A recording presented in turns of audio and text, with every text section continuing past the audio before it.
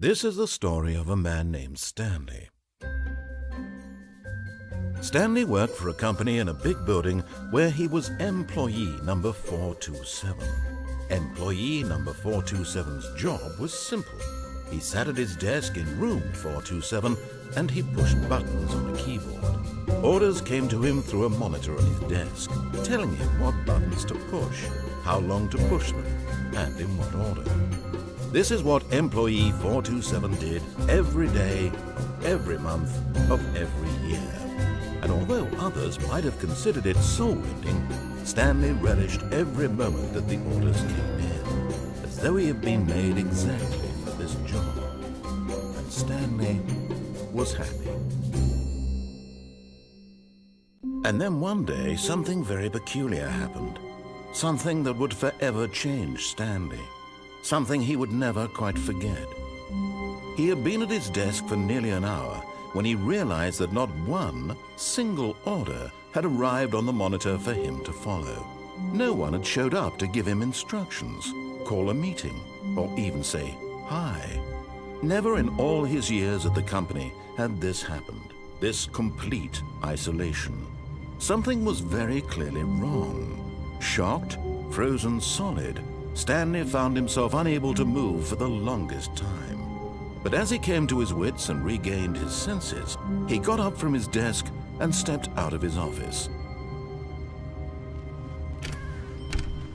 But Stanley simply couldn't handle the pressure.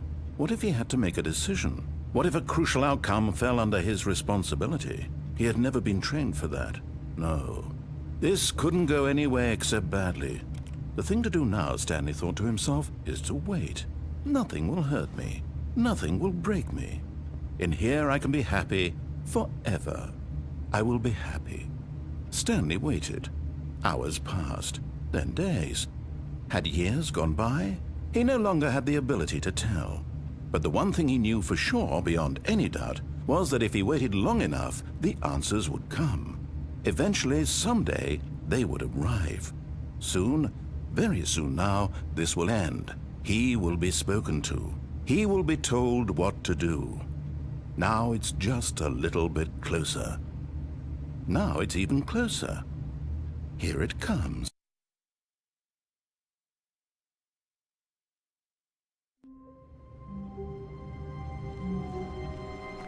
All of his co-workers were gone. What could it mean?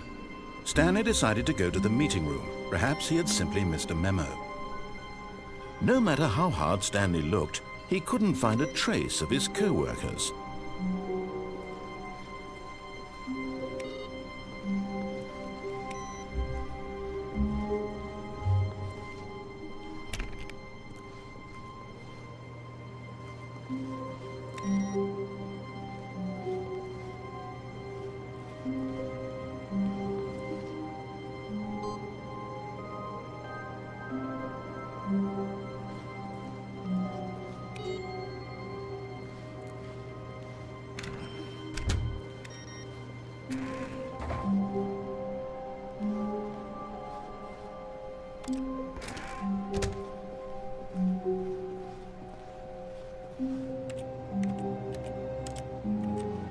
When Stanley came to a set of 2 open doors, he entered the door on his left.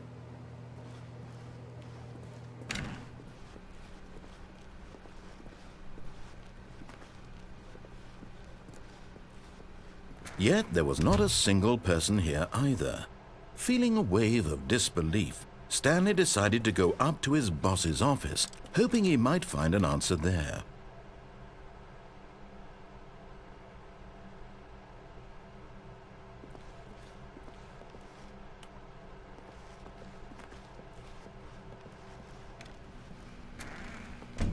Stanley stepped into the broom closet, but there was nothing here, so he turned around and got back on track. Coming to a staircase, Stanley walked upstairs to his boss's office.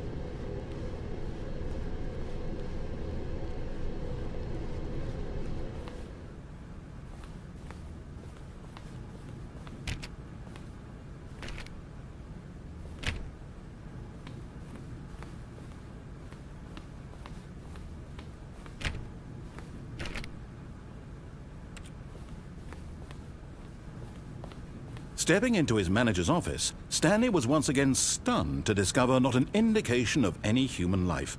Shocked, unraveled, Stanley wondered in disbelief who orchestrated this. What dark secret was being held from him?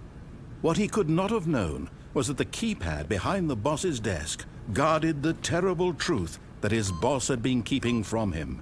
And so the boss had assigned it an extra secret PIN number, 2845.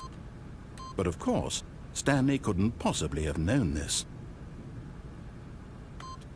Yet incredibly, by simply pushing random buttons on the keypad, Stanley happened to input the correct code by sheer luck. Amazing. He stepped into the newly opened passageway.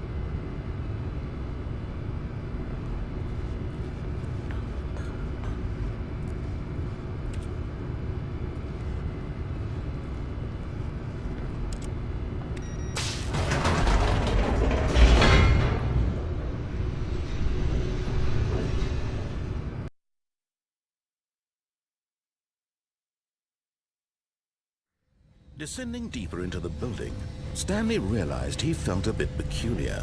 It was a stirring of emotion in his chest, as though he felt more free to think for himself, to question the nature of his job. Why did he feel this now, when for years it had never occurred to him? This question would not go unanswered for long.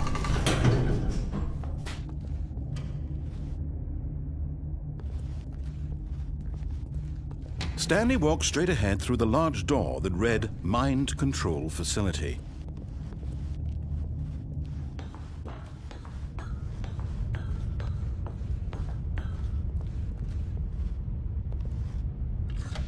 The lights rose on an enormous room packed with television screens. What horrible secret did this place hold? Stanley thought to himself. Did he have the strength to find out?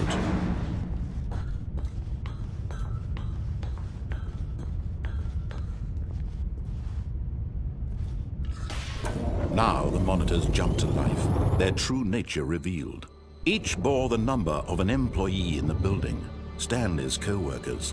The lives of so many individuals reduced to images on a screen, and Stanley, one of them, eternally monitored in this place where freedom meant nothing.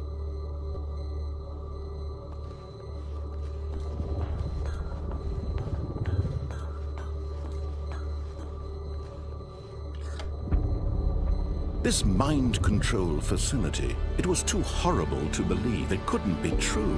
Had Stanley really been under someone's control all this time? Was this the only reason he was happy with his boring job? That his emotions had been manipulated to accept it blindly?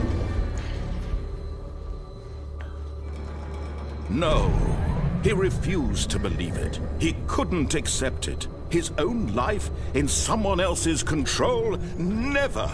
It was unthinkable, wasn't it? Was it even possible? Had he truly spent his entire life utterly blind to the world? But here was the proof, the heart of the operation. Controls labeled with emotions, happy or sad or content.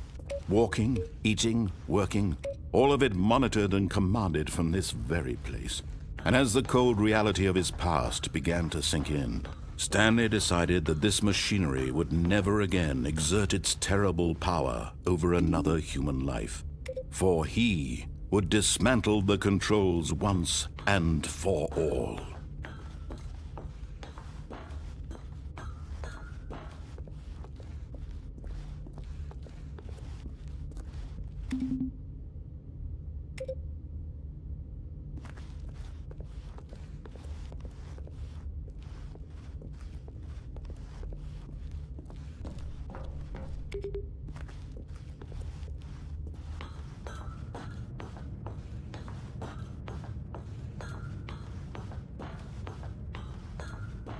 And when at last he found the source of the room's power, he knew it was his duty, his obligation, to put an end to this horrible place and to everything it stood for.